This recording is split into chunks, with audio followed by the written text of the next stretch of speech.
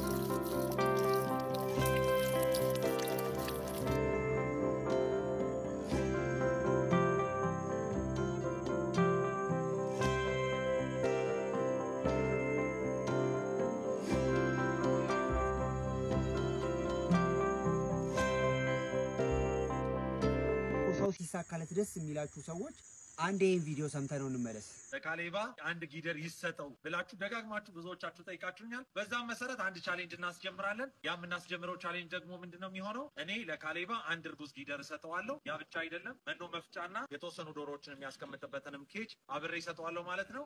ነገር ግን ይሄ የሚሆነው ካሌባ የኔን አካውንት 500,000 ፎሎወር ማድረስ ከቻለ ነው ማለት ነው። ካሌባን የምትወዱት ሰዎች ይሄን በማድረግ ተባበሩት ማለት። ይሄን ቻሌንጅ ካሌብ ያስቀጥለዋል። ካሌባ እቺ ጊደር በመትወልድለት ጊዜ ደግሞ ካሌባ ከሱ በታች ላሉት ሰዎች እንደዚሁ የሚያስቀጥል ይሆናል ማለት ነው።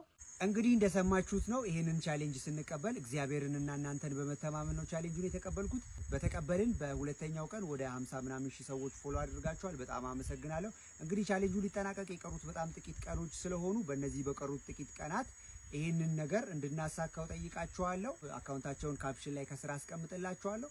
እንደኔ ወጣት ማበረታታት የምትፈልጉ ሰው ሲሳካለት ደስ የሚላችሁ ሰዎች አነን ዴሪ ፋርምን ፎሎ በማድረግ ቃል የተገቡልኝ ነገሮች እንድቀበል አድርጉልኝ። ቀጣይ እንግዲህ እናንተን በመተማመን ቤቱን እዚህ አካባቢ መስራት ጀምራለሁ። ይሄ ቪዲዮ ለብዙዎች እንዲደርስ ላይክ፣ ሼር፣ ኮሜንት እና ሪፖስት አድርጉልኝ። ወዳችኋለሁ።